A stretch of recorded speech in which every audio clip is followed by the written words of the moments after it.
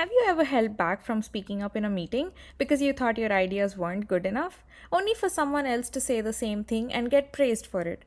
Or maybe you've spent hours doubting yourself while watching people who seem way less qualified succeed effortlessly. If so, you're not alone. In fact, psychology has a name for this weird imbalance. It's called the Dunning-Kruger Effect. And believe it or not, if you often feel like you don't know enough, that might actually be a sign that you're smarter than you think. Today, we're diving into why intelligent people tend to doubt themselves, why less capable people often appear more confident, and most importantly, how to break free from this mindset so you can stop underestimating yourself and start stepping into your potential. Let's go.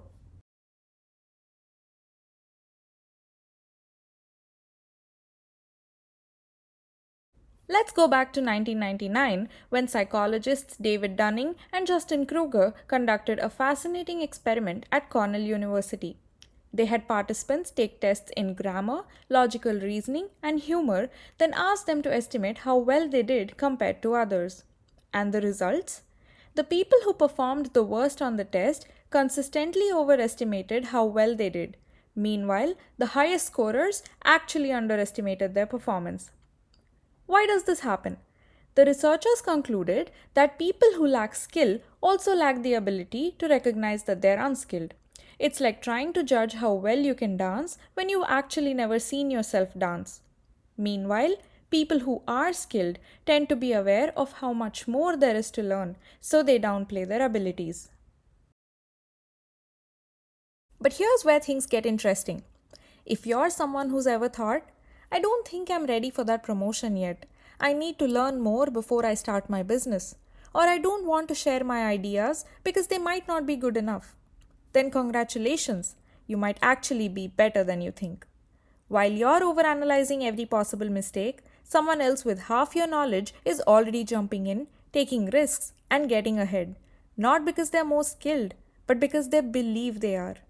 And the craziest part? When you doubt yourself, other people start doubting you too. Because confidence is contagious, but so is self doubt. You might not realize it, but we see this effect every single day. It's happening in boardrooms, classrooms, social media comment sections, everywhere. And the irony? The people who are most affected by it usually don't even know it. Think about this. You're at a karaoke bar, someone gets up on stage, grabs the mic, and starts belting out a song, completely off key. But they don't care. They own that stage like they're the next big star. Meanwhile, someone with an actual talent for singing is sitting in the back, doubting themselves, convincing themselves that they're not quite good enough. The less someone knows about their own limitations, the more confident they become.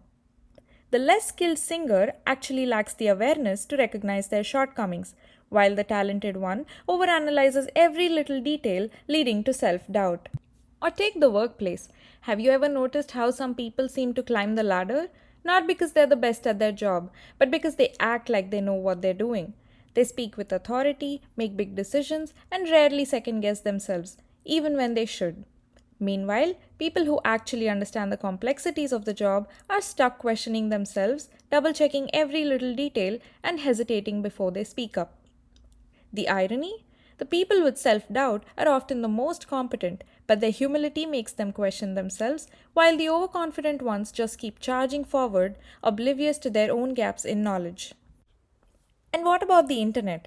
You've seen it before. Someone arguing passionately in a comment section, absolutely certain that they're right, throwing around big statements with no real understanding of the topic.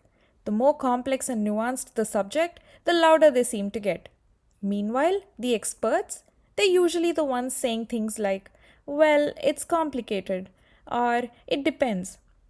This is the Dunning Kruger effect in action.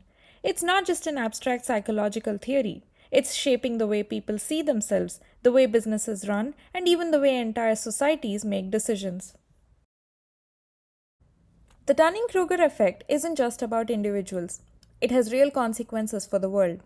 In politics and leadership, overconfident, underqualified leaders often rise to power because they sound sure of themselves, even if they don't actually know what they're doing. Meanwhile, truly capable people sometimes hesitate to step into leadership roles because they doubt themselves. In the workplace, the loudest person in the room often gets noticed, while highly competent but self doubting individuals might get overlooked. This can lead to bad decision making and inefficiency, as those who think they know everything are less likely to seek advice or feedback.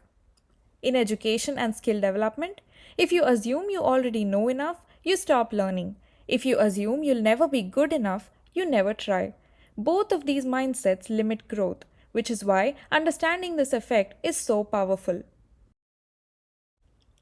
So, how do we fix this? How do we stop underestimating ourselves and start showing up like we belong in the room? 1. Recognize the pattern. The next time you doubt yourself, stop and ask, am I really not good enough? Or am I just aware of my flaws?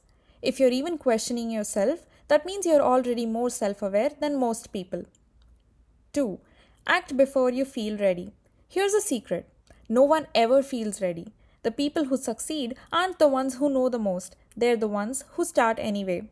Some of the most successful entrepreneurs, like Richard Branson, Steve Jobs, and Oprah Winfrey, didn't wait until they were ready. They took action despite their doubts. Meanwhile, people with all the degrees and expertise often hold themselves back, waiting for the perfect moment. Spoiler alert, it never comes. 3. Fake it till you make it. If someone less qualified can confidently step up, why can't you? Confidence isn't about having all the answers, it's about trusting yourself enough to figure them out. 4. Keep a win journal.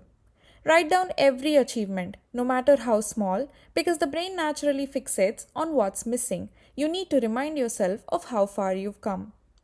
5. Surround yourself with the right people. If you're always around people who doubt themselves, you'll pick up that energy. Find people who lift you up and remind you of what you're capable of. Here's the truth: the only difference between you and the people who seem more confident is that they believe in themselves, even when they don't have all the answers. The next time you hesitate, think about this. Someone, somewhere, with less experience than you is already doing the thing you're too afraid to try. So, what's stopping you? Take the chance, speak up, apply for the job, start the project, because you may be smarter than you think, and the only way to find out is to act like it. Alright, that's a wrap. If this video resonated with you, hit that like button, subscribe, and drop a comment below. Have you ever doubted yourself, only to realize later you were actually more than capable? Let's talk about it. And remember, confidence isn't about knowing everything, it's about trusting yourself enough to figure it out along the way. You got this. Until next time, stay curious and believe in yourself just a little more.